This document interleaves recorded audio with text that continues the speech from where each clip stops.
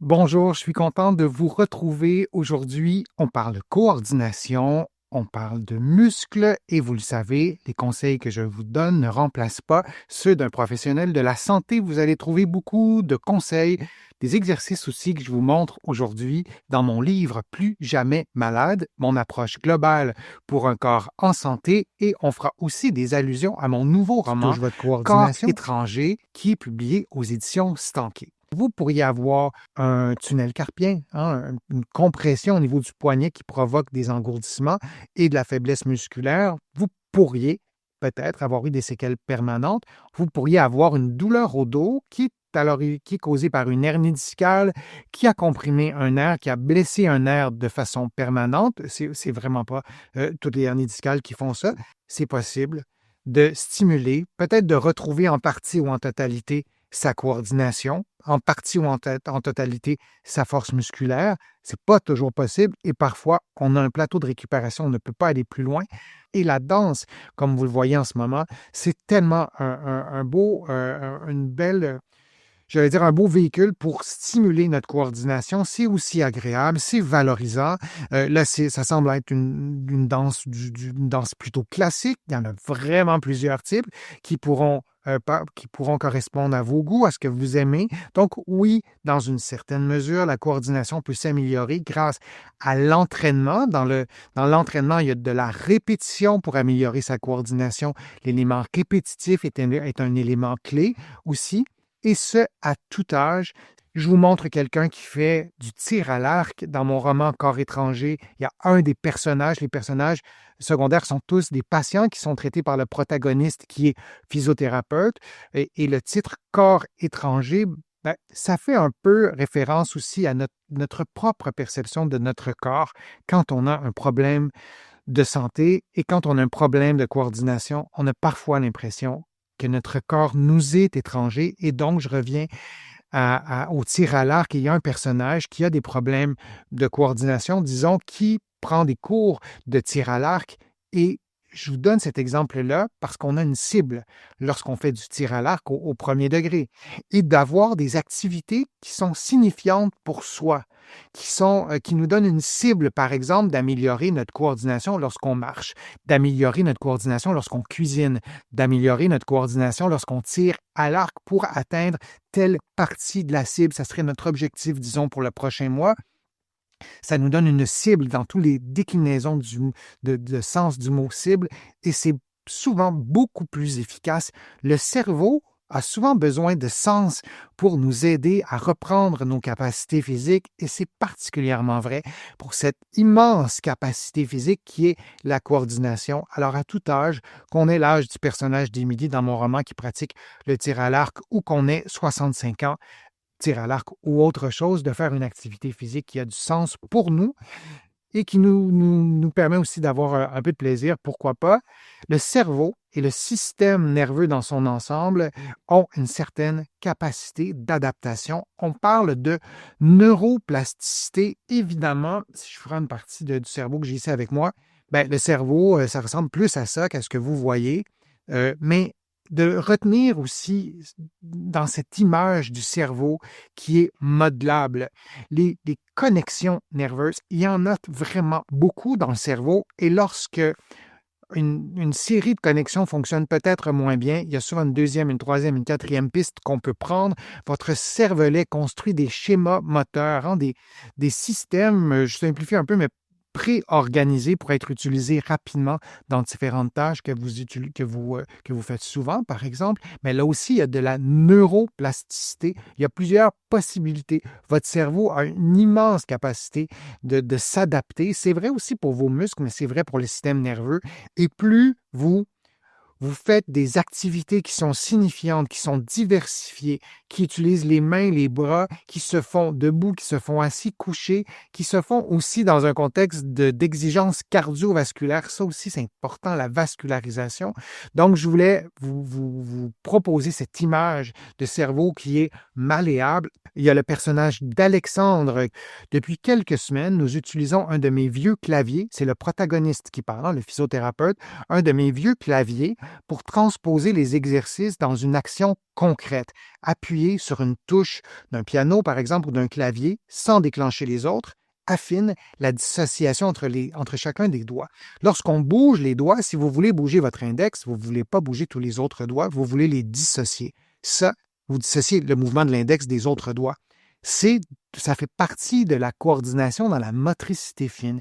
Et donc, dans mon roman Corps étranger, le protagoniste apporte un de ses vieux claviers et fait faire à son patient des exercices de physio, mais en utilisant un clavier, et ça donne du sens à l'activité, en pensant qu'Alexandre, le personnage qui est atteint, aime la musique, aime faire de la musique, peut-être que son environnement social aussi aime qu'Alexandre fasse de la musique et d'émettre un son, aussi ça stimule autre chose. Alors vraiment de vous trouver des activités, même dans vos exercices, des exercices de physio, parfois ça peut être un peu ennuyant. Parfois, on essaie que ça ne le soit pas, mais ça pourrait peut-être, à force de répéter, d'ajouter de la musique, de les transformer à l'aide de vos physiothérapeutes ici au Québec, de vos kinésithérapeutes, de les transformer, de les adapter pour que l'exercice fasse du sens, que ça stimule peut-être d'autres sens aussi, c'est le cas de le dire. Ça peut être intéressant et ça peut être vraiment aidant pour que vos exercices soient aussi carrément plus efficaces. Dans un contexte où on veut stimuler la coordination, on veut maximiser l'utilisation de nos propres capacités physiques actuelles, il en reste toujours, plus les exercices sont faits régulièrement et plus les exercices sont ciblés, plus on peut maintenir ou regagner, dans certains cas, de la précision dans les gestes. Pour apprendre, on a besoin de répéter. C'est vrai lorsqu'on apprend un texte par cœur, si vous avez fait du théâtre, si vous avez tenté d'apprendre une partition musicale par cœur, la répétition nous aide à apprendre par cœur, donner du sens aussi, ça nous aide à apprendre par cœur. Donc la répétition aussi pour nos gestes, pour que notre cerveau s'améliore dans l'exécution de certains gestes, surtout des gestes qu'on fait de façon répétée dans la vie de tous les jours pour améliorer ces gestes-là. La répétition des exercices, elle est importante et notre cervelet, qui est un atout essentiel à la coordination, aime bien aussi les répétitions pour apprendre, même sans atteinte neurologique, parce que là, je vous parle dans un contexte d'atteinte neurologique, mais dans un contexte de vieillissement, par exemple, tout ce que je vous ai dit pour améliorer la coordination, pour aider à prévenir la perte d'équilibre aussi liée au vieillissement, on peut stimuler notre coordination et il y a des effets très positifs dans notre équilibre. Par exemple, on dit tellement souvent que le vieillissement de la population fera en sorte que, par exemple, on verra de plus en plus de chutes dans la population. Ben oui, théoriquement, on peut dire ça, mais je vous ai souvent donné cet exemple-là. Si vous perdez vos lunettes chez vous, vous ne vous direz pas, ben, j'ai perdu mes lunettes. C'est dommage, j'ai plus de lunettes.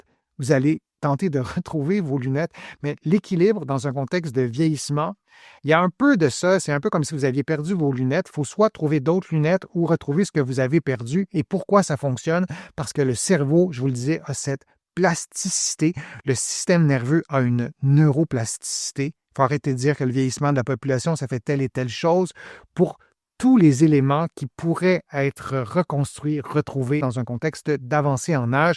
Conseils, exercices, je vous présente ça. Privilégiez les exercices qui combinent mouvement, attention et équilibre.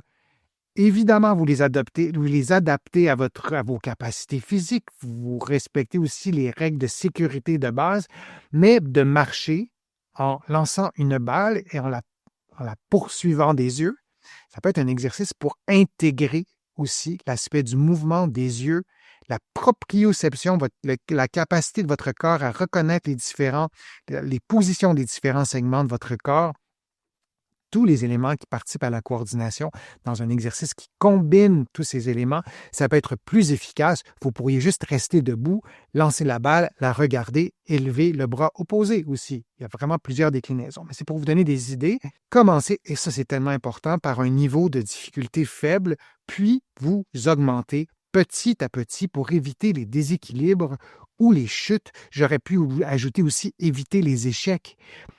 Votre cerveau est sensible à l'échec. On veut avoir des réussites. Donc, si l'exercice est trop difficile, ça ne fonctionnera peut-être pas, premièrement. Et cette construction de schéma moteur qui est entre autres possible grâce à votre cervelet, ben, il n'y aura pas de construction de schéma moteur parce que ça va être des échecs tout le temps. Diminuer le niveau de difficulté. Un exemple d'exercice, la marche croisée. En avançant, touchez le genou gauche avec la main droite, puis vous alternez, vous faites l'inverse. Je l'ai mis en photo. Vous pouvez très bien vous imaginer. Je vais vous le préparer bientôt dans un exercice que je ferai, que je vous expliquerai avec plus de détails. Mais c'est un bon exercice qu'on peut faire qu'on doit faire dans un environnement sécuritaire. On peut le faire, par exemple, en marchant sur place, adossé au mur. Alors, c'est une façon aussi de stimuler la coordination. Comment le faire? Comment le faciliter? Ben, vous levez le pied moins haut. Comment faire pour augmenter le niveau de difficulté? Vous le faites en vous déplaçant vers l'avant.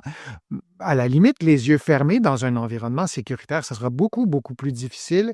Alors, c'est un exemple d'exercice de coordination et qui fait appel aussi à l'équilibre. Un exercice qui ne fait pas appel à l'équilibre, c'est l'exercice que vous voyez en ce moment. Je vous invite à le faire, à tenter de le faire. Vous regardez vos doigts, là, on voit pas mes yeux, mais vous regardez vos doigts et c'est vraiment pas si simple à faire. J'ai dû refaire quelques fois la vidéo lorsque je l'ai tournée parce que mes doigts se touchaient. Alors, vous voulez faire tourner vos doigts les uns autour des autres comme vous le voyez. Vous voulez que vos mains, que vos paumes des mains, que vos poignets, que vos avant-bras restent immobiles. Vous voyez, là, j'ai de la difficulté. Et vous, à faire l'exercice. Et vous le faites dans les deux directions. Et quand vous arrivez au 4e, au 5e doigt, bonne chance, c'est vraiment très difficile. L'objectif, c'est pas de viser la perfection. Je vous dis que on ne veut pas que ça soit trop difficile, on veut pas trop d'échecs, on ne veut pas avoir que des échecs. Mais si, comme là, vous voyez en ce moment, je vais le mettre en gros plan, j'avais vraiment de la difficulté avec les 5e doigts, les petits doigts. Ça va, hein, si on se trompe un peu, il n'y a aucun problème. Mais on veut aussi réussir certains mouvements. Mais il y a presque toujours de la place pour un progrès, pour une avancée, pour une amélioration de la qualité de vie. Et je vous invite à prendre soin de votre coordination, c'est tellement important. Je vous remercie d'avoir été présent, je vous remercie de vos questions. C'est toujours un immense plaisir de vous présenter mes contenus. Vous allez trouver beaucoup d'informations aussi sur mon site web, le www.denisfortier.ca. Vous pouvez vous abonner gratuitement à l'infolettre aussi. Il y a l'infolettre hebdomadaire, il y a des infolettres aussi thématiques. Vous allez trouver beaucoup d'informations dans mes livres, notamment mon livre Plus jamais malade, mon approche globale pour un corps en santé. J'ai écrit d'autres livres en plus que de mon roman Corps étranger, des livres sur les douleurs au dos, sur le vieillissement, sur la marche. Je vous invite à aller consulter et ça me fait toujours plaisir de lire vos commentaires de lecture, vos questions aussi et j'essaie de répondre à un maximum de questions sur ma chaîne ici dans les commentaires et parfois en direct lors de mes vidéos. Donc merci beaucoup, merci pour vos contributions aussi, vous le savez, sans elles, je ne pourrais pas continuer à vous offrir autant de nouveaux contenus. Je suis Denis Fortier, je vous dis à une prochaine fois, à une prochaine vidéo, à bientôt.